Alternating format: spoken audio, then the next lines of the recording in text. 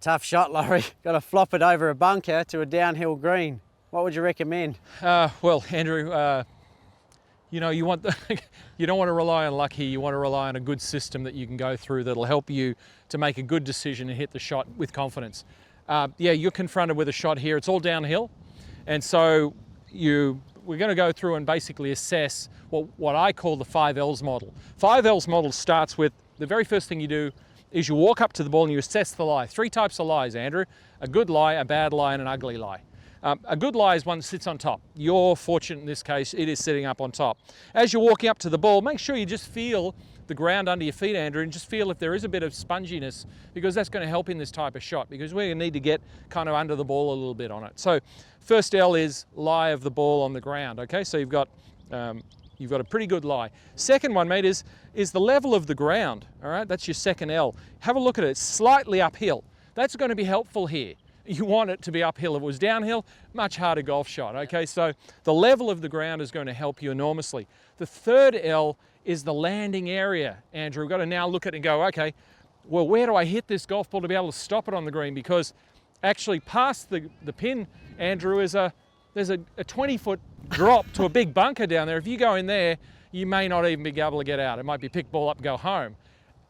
Beyond that is an 80-foot drop into this big rock quarry. So it's pretty scary, right? So you've got a good lie. You've got the ball sitting slightly up. What we've really got to look at here is the best option for getting that ball to stay on the green.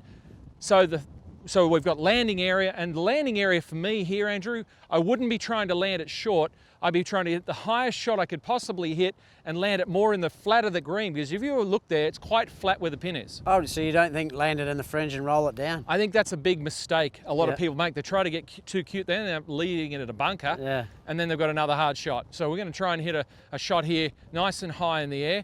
And so the next L is the loft of the club. Now, I've brought a couple of clubs over for you. I brought over the 50-degree wedge, and I brought over the 56-degree wedge, and I think you'd agree we'll go maximum loft here, right? Absolutely. So I'm going to give you the 56-degree.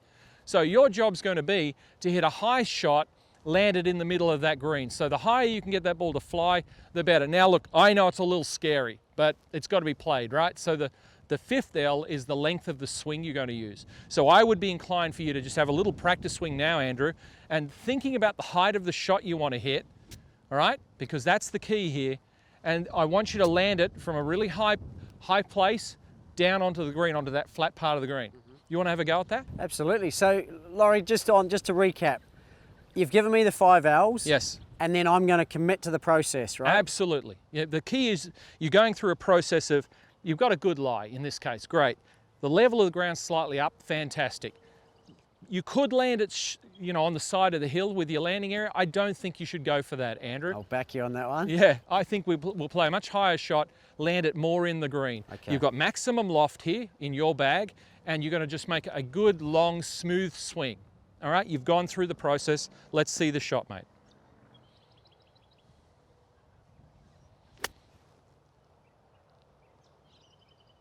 Well, that's fantastic, Andrew. That's safe. That's what we want to do in this situation.